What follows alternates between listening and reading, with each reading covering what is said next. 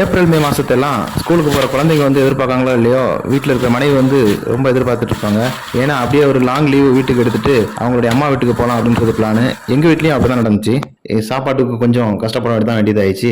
நான் வந்து மதியானம் அன்னைக்கு சாப்பாடு எதுவும் ரெடி பண்ணாததுனால ஈவினிங் வந்து ஒரு 5 மணிக்கெல்லாம் நல்லா பசி எடுக்க ஆரம்பிச்சிருச்சு. என்ன சாப்பிடலான்னு சொல்லிட்டு ஸ்விக்கி ஆப்பில் வந்து ஓப்பன் பண்ணி பார்க்கும்போது 125 ரூபா ஆஃபர்னு போட்டிருந்தாங்க.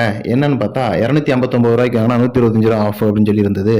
என்ன வாங்கலாம்னு சொல்லிட்டு சேலம் ஆர்ஆர் பிரியாணி கடையில் சர்ச் பண்ணி பார்த்தா சிக்கன் பிரியாணி வந்து 234 ரூபா போட்டிருந்தாங்க.